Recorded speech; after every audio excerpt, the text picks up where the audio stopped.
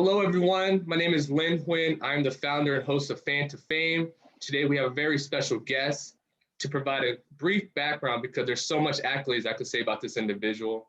He led the nation scoring at 25 points a game his senior year of Virginia Tech, named ACC Player of the Year and an All-American that same year. Was selected by the Utah Jazz in the 2013 NBA draft, has become a superstar in the CBA and EuroLeague. And to cap it off, he's from my hometown of Winchester, Virginia. Without further introduction, please help me in welcoming basketball star Erick Green. How you doing, bro? I'm doing well, bro, man. I appreciate you guys having me on the show. Thank you. And I know you're very busy with season going on right now, so I really appreciate your time. Just kind of give you background on why I put this together. I think we kind of attest that there's a lot of folks who has raw natural talent, but they might not have the right support around them. They might be around the wrong people. They might not know the sense of direction or resources to kind of get to the next level. So for someone like you, coming from a small town, had a stellar career in college, going to the NBA, playing overseas, and just being a real superstar and ambassador to the sport, I just thought there's a lot of things you could share. So again, I appreciate that. Man, no problem. Can't wait to share my journey with everybody. Absolutely. To kick it off, man, how'd you get into basketball? How old were you, and what got you into it? I started when I was like 5. I really didn't really like it. It wasn't my first love. I like, football and baseball. So that was more like my first love. My dad played college football, so I kind of wanted to, take that route. My mom played college basketball. So, just put me in sports, put me in football, then put me in basketball as a young kid, playing it. And I guess I was, just better at basketball. So I just went with that. I remember meeting you through AAU. I think your dad's Yeah. the one that created the Rising Stars, which is like the AAU circuit back in Winchester. And you were a beast, man. I remember you're going to be a beast, but it's crazy to see how things have propelled on since then. I think that was the first time we met, though, was through that. Yeah, the Rising Star. We were, I think, middle school. Yeah, middle school, I think. We had the Yeah, YDC days. We used to go out to YDC. Yeah, remember that? We used to play. Yeah, we used to play it. Yeah, I remember that. That's crazy. In the small gym in the back, I remember that. They fixed it up a lot since then. Yeah, dude, they got a whole nother gym and everything. It looks way better than what they did when we were kids. Exactly. Going to Virginia Tech, you had a stellar career. Can you talk about like the time and sacrifice you really put from your freshman year all the way to your senior year? Again, some of the things you did that year. You were ACC Player of the Year. You're All-American, led the nation in scoring. Can you just talk about the progression and what it really took to kind of get to that point? My freshman year was rough, man. I think when you come from high school, you make all those accolades, you're a state champion, you do all that stuff, you're the man. And then you go to a college where it's like everybody's the man. Like they've done everything you've done. They're older, guys are 21, 22, you're 18 years old. That's a big difference.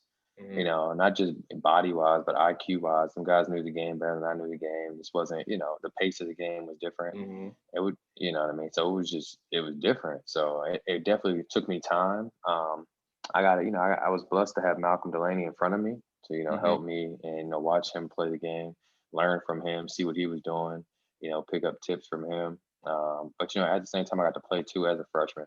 So that helped as well. Being able to play and see what it's like, how hard I got to work, because I thought I worked hard, but like I didn't work hard.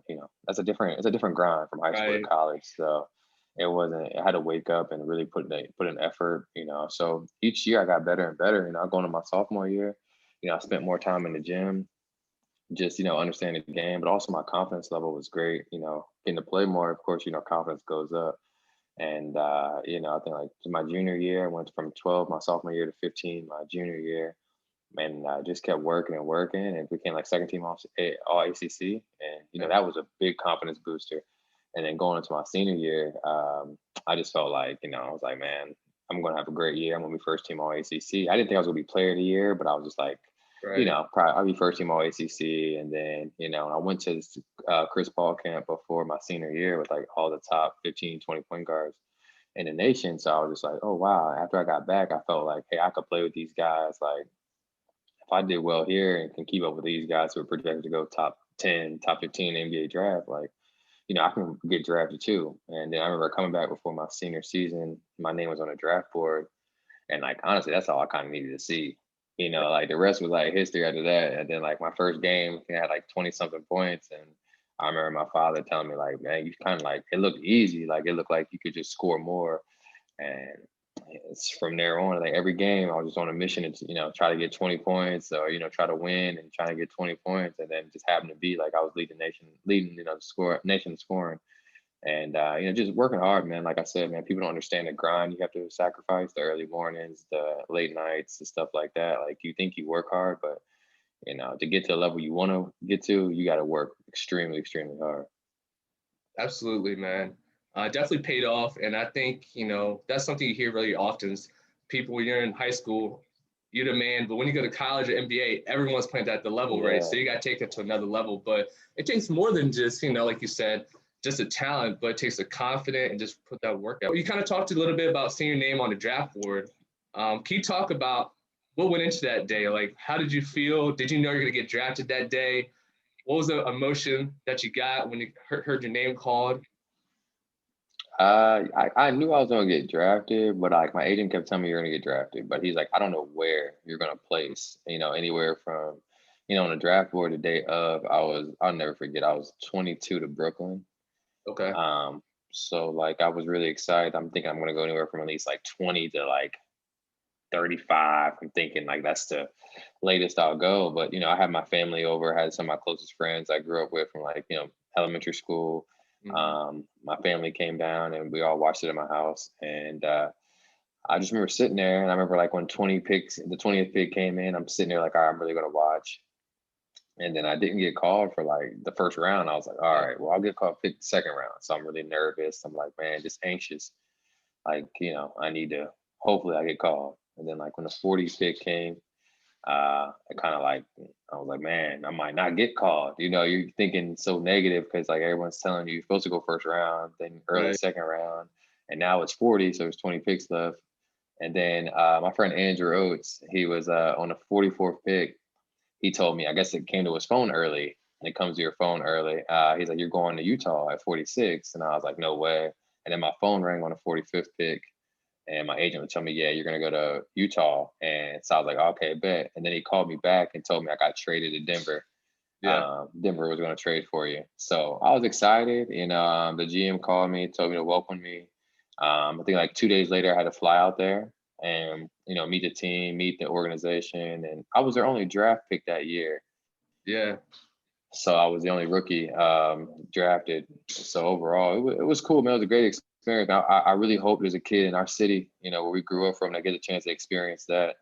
It's something I'll never forget. That's a day in memory, and the rest of my life I'll always remember. Absolutely.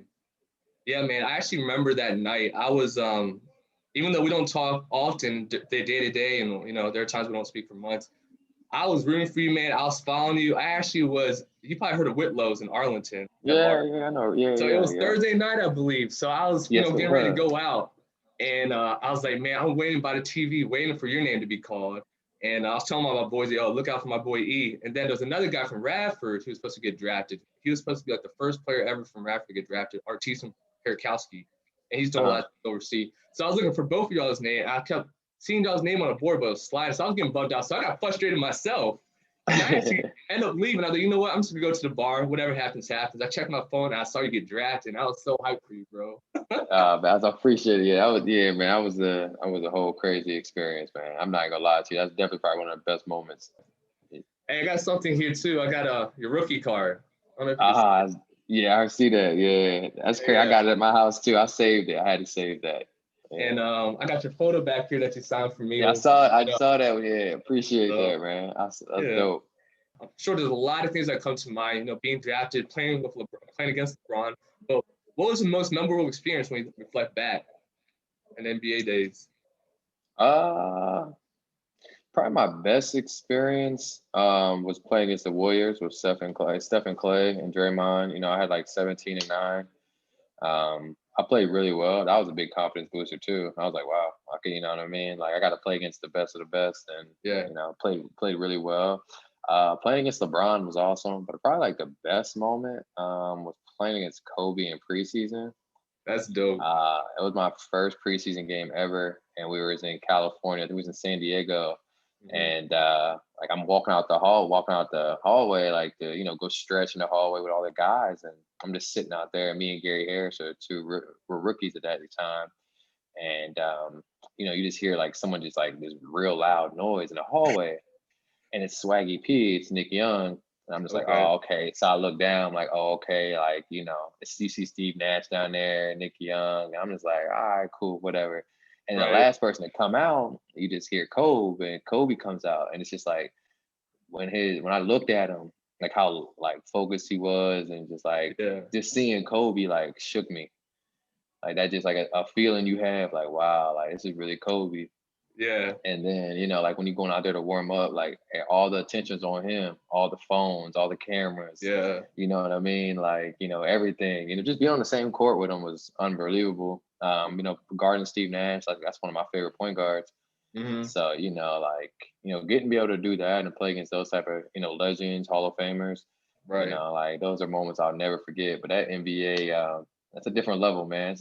That's a whole different animal out there. Hearing about Kobe, man, I can only imagine. That was a preseason game, him having that focus on. So that's the mentality he had. When people said the Mamba mentality, that right there explains it. For sure. He's built different, man. He's definitely wired different. Yeah. But that was an honor to be on the same court and be able to play against him. I hear you on that. When you think about, you talk about Kobe, you talk about LeBron, a few people, Steve Nash. Who was the toughest person to defend? Probably Chris Paul. Okay. Chris Paul was different because, like, he actually, as a point guard, he understands the game. Yeah. The way he can use a pick and roll, the way he can hit a mid range. Like, he's so small, but you never see somebody block his shot. Yeah. You know what I mean? Like, the way he can just go off the pick and roll, use it. Like, he's going to hit the mid range or hit the lob or make the right pass. So, and he gets pick and roll every dang time down the court. So it's like, all right, here comes a big man hitting you, and you got to fight over the screen and all that. So that was tough. Kyrie was tough, because Kyrie's just Kyrie. He has so many different moves on the island. So it was tough, man. I mean, Steph too, because Steph don't stop moving. Like Steph does not stop moving. You know what I mean? Like he's one end to the other end, up the middle. Like he just like if you take your head off a swivel against him, it's over for you because he's gonna get free and shoot it really quick. He has a quick release. So but yeah, definitely, man. Like playing against those type of guys, like, and then I always say if you can be on the same court with them and play against them, man, you can play anywhere in the world. Absolutely, man. No, that's a good list right there. Mm-hmm. Segue into you saying, if you can play with them, you can play with anywhere in the world. You're over in Europe right now, and you've been there for a few years. You just spent some time in the CBA. Can you talk about that? Because I think even for myself, everyone's pretty familiar with the NBA, but when it comes to Europe, I think that even the access of really figure out what's going on over there is limited. So can you maybe just kind of share, like, what's the difference between EuroLeague versus the NBA? How long is the season? What kind of really goes into it? And then talk about your experience. So the NBA is more like how can I say? It's more of a freelance. You go get up and down the court. It's the crowd's really kind of just like just clapping, socialized, social event. You know what I mean? It's just cool. Right. Like, yeah. So, and like, honestly, if you lose in the NBA, you got 82 games. So you move on to the next one. It's entertainment anyway, right? Yeah, it's entertainment. It's entertainment. Overseas is more like Europe is, every possession counts. There's 40 minutes in a game. There's no deep into 3 seconds. So it's kind of like, just like college basketball, you pack in the lane. The court's smaller. Kind of like, it's a little bigger than college, but it's smaller than the NBA. It's a different game. And like, guys are more fundamental over here than just athleticism. Yeah. I mean, of course you see the dunking and all that, but more so like, ball movement, swinging, share the ball. More like games are in the 50s, 60s, it's not in the hundreds like you see in the NBA. Yeah. You know what I mean? So it's not a fast-paced game. Sometimes it's fast-paced, but majority of European games, at the highest level is more of a, just like technical basketball, like I said, ball movement, rebound, every possession's, just one stop at a time. That's how they always look at it. But like for me, I thought like when I first got to Europe, it was a struggle. Because it's not up and down basketball. Like NBA is up and down. College basketball is like fast. You know what I mean? Over here, it's not like that. They want to play half court basketball a lot of times. You know what I mean? Like I said, like they run their offense all the way through. Like they might not shoot a ball to like the last 8 seconds of the shot clock. Where in the NBA, you come down, you're shooting in the first 6, 7 seconds. You know what I mean? Right. So it was just very different. Also NBA, you play back-to-back nights. Over here, you might play on a Tuesday and then a Saturday. So you might play twice a week. You know what I mean? Sometimes 3 times a week. We don't get the luxury of having the private jets to go city to city and stuff like that. So different on our bodies. We don't have the high tech. We have great equipment. We have great stuff to recover your body and stuff, but we don't have the stuff like the NBA has. Yeah. It's just like, but it's awesome, man. The fans are more into it. Like, the fans are rowdy. The fans don't, they are into the game from start to finish. They're making noises, yelling, chanting. It's kind of like soccer. If you ever watch European soccer, how the fans are. So that's like how it is in basketball. Okay. Like they're always, just that's cool. All that's cool. Like I said, man, I just think, like I said, the difference between all that is just, it's more team, oriented over here in Europe than it is in the NBA. Right. So, playing in like the highest level, man, like a lot of these guys can play in the NBA, but they choose not to, because, like now you're seeing a lot of Europeans come over to the NBA. But a lot of these guys, one, get homesick, don't want to be away from Europe because this is all they know. Two, they're making great money, millions of dollars, and they get to be at home, and they get to be a pivotal part of the team, a key player. So it's like, why would I leave and go to the NBA where I might not get that? You know what I mean? So, but yeah, man, like I said, like you said, like Luka over here, Luka Doncic. Yeah. I've been playing against him for like the last 4 years. Like I've known him since he was 16 years old. Okay. The kid Theo Madeline, who plays for OKC Thunder. A lot of these guys, man, who've been in Europe, who I've played against. Kalen Hayes plays for Detroit. Bogdan Bogdanovic. All of them guys that played over here. That's playing in the NBA. Have had a long career in Europe, and then go over to the NBA and been very successful. So it's been an honor to be able to play against some of these top guys, and it's crazy to see. I tell all the young kids, like, you're not just fighting for thousands of kids in college basketball. You guys are thinking like there's a lot of kids over the seas who are getting drafted and who are coming over and taking up roster spots in the NBA. So the game is getting worldwide. It's global. Like I said, you see a lot more Europeans playing in the NBA, not just Americans, and it's going to continue to happen. That's for sure. No, that's awesome, man. I was gonna actually touch on that. Like, I think through the years, basketball's expanded, man. Everywhere you go, all these athletes, they go to China, they go to Europe. Like, it is becoming huge. Where before soccer, what they call football, was the main thing. Have you seen a big difference in your first year playing overseas to now? Just seeing. Yeah. It's a lot's changed, man. Like the format of the styles, like we're more of a NBA format. Like, because usually when I first got over here, there was in bracket play, where they have like 6 teams in a bracket and like 4 different brackets. And then you kind of like the NCAA tournament, how they have brackets and stuff like that, like tournament style play. Right. And now it's like every team plays every team twice. So, you travel to Russia, Germany, Italy, you're going all over the world to play. And then, you just to do that. And that's awesome. I love it, man. You get to see different cultures, different foods, different ways how people live, and you get to see the world. Not a lot of people, get a chance to, get to see all the places I've been blessed to see and been able to explore. So it's been great. I was going to wait to ask you this, but while we're on it, what is your favorite country or city that you visited since you've been overseas? And have you picked up any new languages? I can't speak anything, honestly. I understand a little Spanish. I do understand a little bit, not too much. I don't speak it, so I'm not going to act like I do that. But as long as you can order food, just know we can get it. Yeah, right. We get away with some things. My favorite place probably to live, probably Greece. Okay. Yeah, just being on the water, like, I love the sun. Like, it's awesome, waking up. They put you in that good mood. You know what I mean? Put you in a great mood. I like Greece, I like Spain, and I like Turkey. I can't complain about. I've been blessed, to play in some great countries. So it's been easier for me, and living wise has been great. Everybody says overseas is scary. Be careful and all that, but honestly, man, it's anywhere in the world. I tell people that's everywhere in the world. So, but I've never had no bad experience yet. So knock on wood, I hope I don't. But it's been great, man. I've really enjoyed myself. And like I said, I met wonderful people in everywhere I've been, and still stay in contact with different people throughout the world. So it's awesome to be able to say you have friends in Germany, Italy, all over the world. So that's pretty cool. That's awesome, man. when I think about you, man, and just kind of the things I do read up on you, and sometimes speak to our friends back at home, they're like, he's like the LeBron out there. Would you say that's pretty Yeah. accurate depiction? I got a big name. I do. I got a big name over here. I got a well known, just like from, winning a lot, playing on some of the best teams over here, going places, people know who I am. It's awesome. It's a great feeling, and Right. I got a good role. Every team I've been able to play a good role. I feel important, not just sitting on the NBA bench, waving the Yeah. towel and I want to play, man. Like it's cool. Don't get me wrong to be able to say you're in the NBA, but I want to be able to say like, hey man, I'm actually playing, being part of something, and Right. I might only have 5 or 6 years left in my career, so I want to actually enjoy it, make some memories, and actually play and Yeah. be a part. I said be a part of something and have a major role. No, absolutely. Makes sense, man.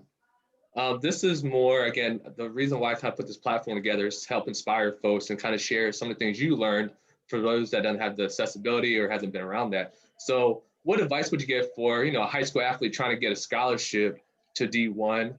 And what advice would you get someone who just entered, right out of college, you went to the NBA or just looking to go professionally? What advice would you give for those individuals?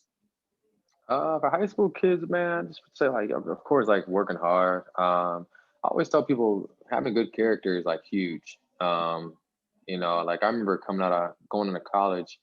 People ask my high school from Paul VI. People ask about me from Millbrook. People ask me about me from Winchester. You know what I mean? Like what type of kid is he? Because you're an investment to these people. Yep. They're paying thousands, hundred thousands of dollars to, for a scholarship, to invest in you, and of course, all that be on your campus and to make sure you're going to be a good kid, because they Mhm. can't watch you 24/7. Yeah. I can't be able to, take my eye off them.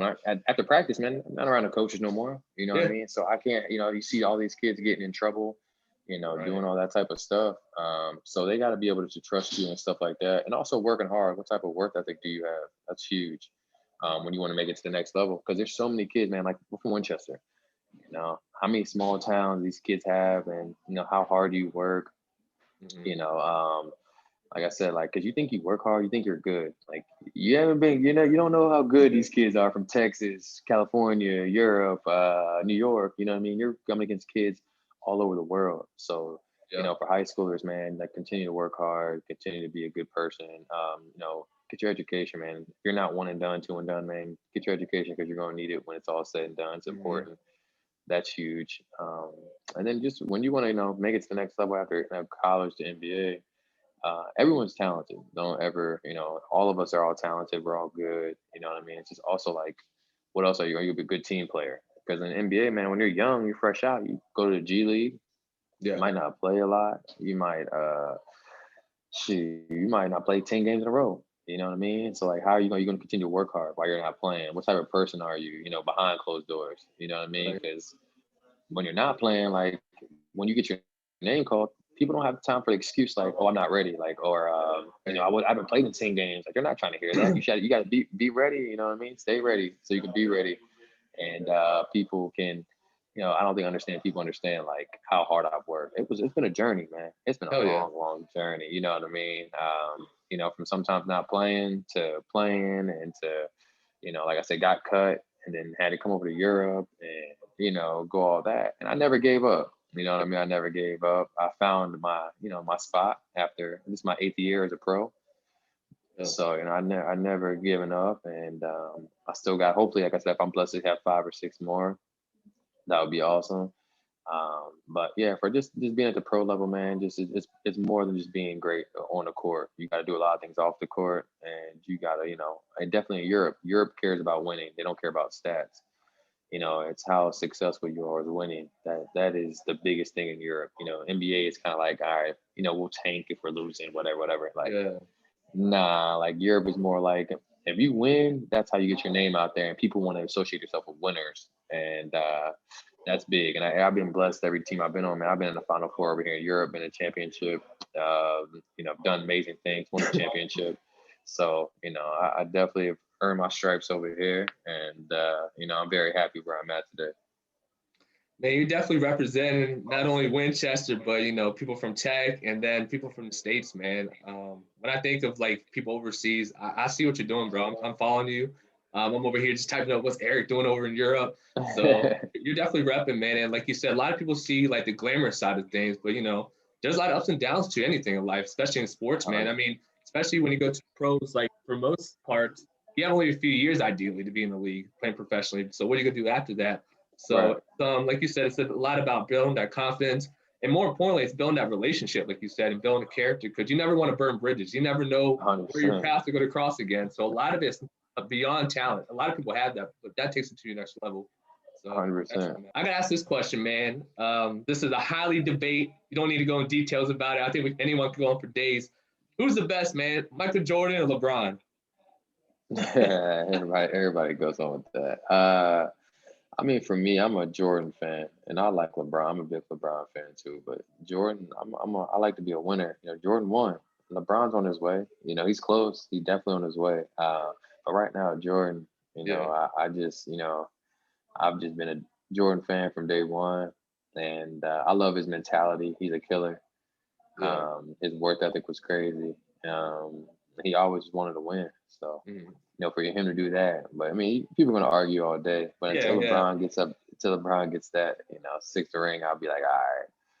But this is LeBron's world, though. We all live in LeBron's world. It definitely is. So he's been amazing from the time he's been straight into the league to now. What, year 18, 17? That's amazing, man. How long you can be in the league and injury prone for the most part, and still have that mentality, keep on getting better. That's amazing, man. Yeah, no, and he's getting better and better every year. That's the scary part. That's crazy. Yeah. I'm on the same boat. Growing up, Jordan was that guy. And watching the documentary, man, that gave me the chills watching the Last Dance documentary. 100%, me too, man. They gave me the chills. It was awesome to see that, man. And I'm sure they left out a lot of stuff they couldn't put in, but just for the main, part, it was awesome. We need to do something like that for you, E. You gotta do like a documentary when it's all said and done. I would love that. That'd be awesome. Yeah, that'd be dope. Good stuff. I'm gonna kind of get away a little bit from basketball, man. I think for most part, I think if you follow basketball, you know Erick Green. But I want for people to know more about you as a person. What would you say? Like, do you have a go-to song or artist that you listen to like before games to kind of get you hyped up? Yeah, I listen to Lil Baby before every game. Like that's my favorite artist. Like I just turn on his playlist and just go from top to bottom, whatever they put on. Like it's just my ritual before every game. Just definitely listen to him, and also just sometimes before the game, just getting your mind off of it, just closing your eyes and just trying to get into a nice little place. Not to think too much into the game. Yeah. Now I think a lot of people put a lot of pressure on themselves before a game or get nervous, and I just try to get to a place where I can just take a deep breath and go out there and just focus on what I got to do and just go play my game. Definitely. If you weren't playing basketball or after basketball's over, what do you plan on doing, or what do you see yourself doing? Coaching. Okay. I love Dad's basketball. footstep. Yeah, definitely. I love it. I can't wait to do that. I can't wait to have kids and coach them, and coach at the college or high school level, whatever one I decide to do. I'm competitive at everything, so I think I still got to have that rush, that drive that I can do when basketball is over with. Since I can't physically play, I want to be able to, be on the court and help kids get better, and hopefully, see a kid, follow in my footsteps or be better than what I did, how I was, and let them follow their own dream, and that'd be awesome to be able to help a kid, and teach them and give them advice on their journey as they go on with their life. You definitely have a lot of advice you could share with everyone. Sometime in China, could you actually hit on that a little bit? I remember I was talking to you a little bit during that time. You're like, man, it's totally a different world over here. How was China, man, and how's it compared to like Europe? Different world. Let me just say that. It was basketball wise. It's different. Like they just want you to go over there and score a bunch of points. It's fast breaks. It's a different type of basketball. Living wise, we lived in a hotel. You just eating food that you never seen before. But the technology over there is crazy. Like you don't need a wallet. You don't need to carry cash. Your phone is everything. Yeah. Like you just take your phone everywhere. You can pay for everything with your phone. Like I mean, kind of, it's better than Apple Pay. But like, basically your whole life is on your phone. Like this app, WeChat. Okay. Yeah, it's like your ID and all that. Yeah. So Yeah, it has everything. Yeah, it has everything. So that's all you need. But China was awesome. It was a great experience. You know what I mean? Just seeing how, they do things, because every country, even in Europe, everybody does things different than in America. Yeah. So to be able to see different, cultures, and be able to see different ways people, eat and adjust to a lifestyle, it was just crazy. So and I really enjoyed it though. Honestly, I did. It was fun. It was fun. No, that's one thing. When I follow you, I see you traveling everywhere. That's one thing I haven't been able to done yet. I haven't been across the pond yet. I've been to like Mexico. I've been to like Canada. But I haven't been to Europe. I haven't been to Asia yet. I'm Vietnamese and Yeah, I've never been yeah, to you definitely Vietnam. gotta go. You gotta check it out. So I tell people that you gotta check it out.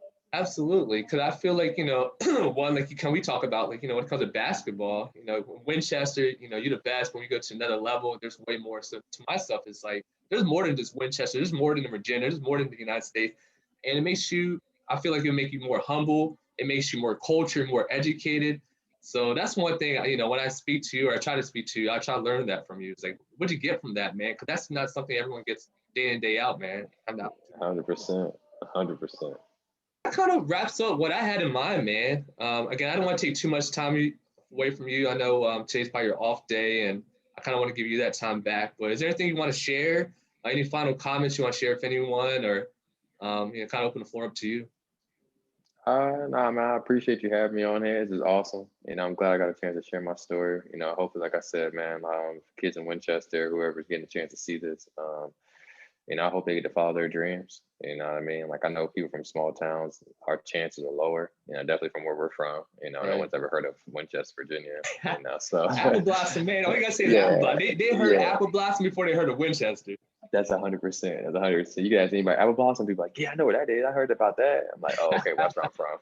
Yeah. But no, just being able to, like, man, just continue to work hard, man. Anything's possible. I probably would have never thought in a million years I would have been able to be where I'm at today. As a young kid, growing up, people doubting you and telling you, you probably won't make it and all that stuff. But, work hard, be a good dude, a good person individually, and just try to soak up as much knowledge as you can. You don't know it all. I hate when people try to say they know everything. It's just, that's not true, man. I learn something That's new how every you day fall from, behind, man. When you people. got that mentality, Yeah. you fall Yeah, behind. 100%. So, just like I say, work hard, and I can't wait to see the next kid out of our area. Women, male, soccer, basketball, baseball, whatever it is. Get a chance to play at a professional level and make their dreams come true. Absolutely, man. And yeah, that's why when I thought about putting this together, you're the first person that came to mind. I was like, E represents everything, man. He's a good guy. He's been through it all. He's been over in the NBA, D League, college, Europe, China. He's done it all. So not only just basketball, but just about life. There's so much things you can share and pass along with people. I appreciate you, man. Thanks for thinking of me, man. Miss you, my guy. I'll see you when I get home this summer. We'll definitely have it, get a chance to catch up.